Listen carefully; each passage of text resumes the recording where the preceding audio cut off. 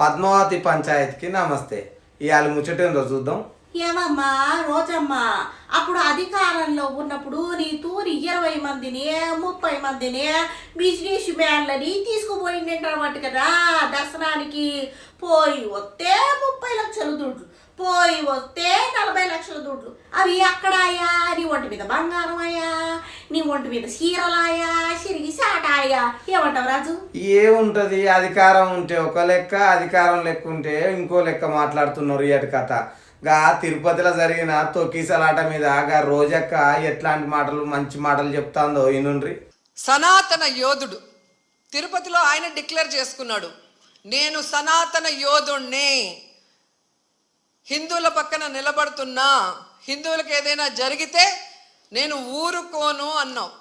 అదే తిరుపతిలో ఈరోజు 6 మందిని మీ కూటమి ప్రభుత్వం చంపేసింది. దీనికి మీరు ఏం ప్రాయశ్చిత్తం చేస్తారు? చంద్రబాబు నాయుడుతో రాజీనామా చేయిస్తారా? మీరు బాధ్యత తీసుకొని రాజీనామా చేస్తారా? లేదా టీటీడీ చైర్మన్తో రాజీనామా చేయిస్తారా? హోంమంత్రితో రాజీనామా చేయిస్తారా? లేదా అందరూ కలిసి కట్టకట్టుకొని రాజీనామా చేస్తారా? మీ అందరి ఫెయిల్యూరే కదా ఇది. నిజమైన సనాతన యోధుడివైతే ఇప్పుడు రా, వచ్చి మీ ప్రభుత్వంలో ఎవరెవరి నిర్లక్ష్యం వల్ల ఇది జరిగిందో వారందరి మీద క్రిమినల్ కేసులు పెట్టించుకోండి. అంతేగాని ప్రమాదవశాత్తు జరిగిందని 194 BNSS పెట్టేసి చేతులు దులిపేసుకోవాలంటే మాత్రం వదిలే ప్రసక్తే లేదు అని కూడా ఈ సందర్భంగా తెలియజేసుకుంటున్నా. అండ్ చంద్రబాబు నాయుడు ఆయన లెగ్గు మహత్యం ఏంటో కానీ ఆయన ఎప్పుడు అధికారంలోకి వస్తే అప్పుడు ఈ రాష్ట్రంలో మనం ఎన్నో చావులు చూడాల్సి వస్తుంది. గతంలో గోదావరి పుష్కరాలు ఈయన పబ్లిసిటీ పిచ్చి వల్ల ఇలాగే గేట్లు తెరిచి జనాలు తోసుకొని ఒకరి మీద ఒకరు పడి 29 మంది చనిపోయారు. మొన్న ముఖ్యమంత్రి అయిన వెంటనే ఈయన నిర్లక్ష్యం వల్ల, ఈయన వైఫల్యం వల్ల దాదాపుగా విజయవాడ వరదల్లో 60 మందికి పైగా చనిపోయారు. మళ్ళీ ఈరోజు చిత్తూరు జిల్లా కుప్పంలో ఉండగానే 6, 7, 8 ఉండి పోలీసులందరినీ తిప్పుకొని ప్రజల్ని గాలికి వదిలేశారు. మానిటరింగ్ లేదు.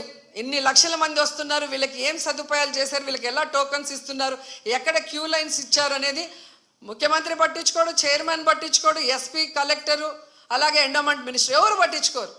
బాగా జరిగితే ఏమో మా గొప్పతనం 30 ఇయర్స్ ఇండస్ట్రీ 40 ఇయర్స్ ఇండస్ట్రీ అని గొప్పలు చెప్పుకుంటారు. లేదు అంటే గత ప్రభుత్వ వైఫల్యం లేదా అఫీషియల్స్ వైఫల్యం అని ఎప్పుడు ఎవరో ఒకరి మీద దుమ్మెత్తి తప్పించుకోవాలన్న ప్రయత్నం చేస్తున్నారు. ఇది సీరియస్గా తీసుకోవాల్సిన ఇష్యూ. ఈ చంద్రబాబు నాయుడు గారి వైఫల్యం వల్ల, అసమర్థ వల్లే ఈరోజు ఇంతమంది చనిపోయారు. ఆయన నియమించిన వాళ్ళు ఎవరైతే ఉన్నారో వాళ్ళందరి నిర్లక్ష్యం వల్ల జరిగింది. సో వెంటనే ఈ ఎఫ్ఐఆర్లు మార్చి తప్పు చేసిన వాళ్ళ మీద క్రిమినల్ కేసులు పెట్టాలి. లేకపోతే మేమైతే వైఎస్ఆర్సీపీ తరఫున భక్తులకి అండగా ఉండి ఆ చనిపోయిన కుటుంబాల తరఫున పోరాటం చేస్తాం. విన్నారు కదా, తొక్కిసలాట జరిగింది, నిజంగా ప్రాణహాని జరిగింది, కష్టమే. ఇదేమో మంచి జరిగిందని మేమేం అనట్లేదు. కానీ మా రాజు ఇంకో టాపిక్ ఏదో చెప్తున్నాడు, చెప్పు రాజు. దానికి ఏదన్నా ఇప్పుడు జరుగుతుంది. అది జరిగింది, ప్రాణ నష్టం జరిగింది, ముఖ్యమంత్రి పోయిండు, deputy CM Pawan Kalyan sir పోయిండు, వాళ్ళని ఎట్లా ఆదుకుందాం, వాళ్ళ కుటుంబాలను ఏం చేద్దామని మంచి ముచ్చడి చెప్పిళ్ళు. కానీ రోజమ్మ పోయి ఏం ముచ్చడి చెప్తాంది? వాళ్ళ మీద కేసులు పెట్టాలి, వాళ్ళ ఏదైతే అల్లు అర్జున్కు సంబంధం లేని తొక్కిసలాట అయితే కేసు పెట్టిళ్ళు. ఆ కేసుకి ఈ కేసుకి ఏమన్నా ఉందా అమ్మ? భక్తి దేవుని కాడేం మాట్లాడాలి, సినిమాల కాడేం మాట్లాడాలి, కనీసం తెలియకుంటే నువ్వు మంత్రి ఎట్లయినవో ఏం కథో నీకే తెలియమో. మనం ఇన్నేళ్ళు ఏం కథో ఏమిటో రామచంద్రమూర్తికి వెంకటేశ్వర స్వామి మూర్తికే తెలియాలి. దేవుడా ఇంకన్నా ఇట్లాంటి వాళ్ళని జరా మాటలు లేదంటే గోవిందా గోవిందా.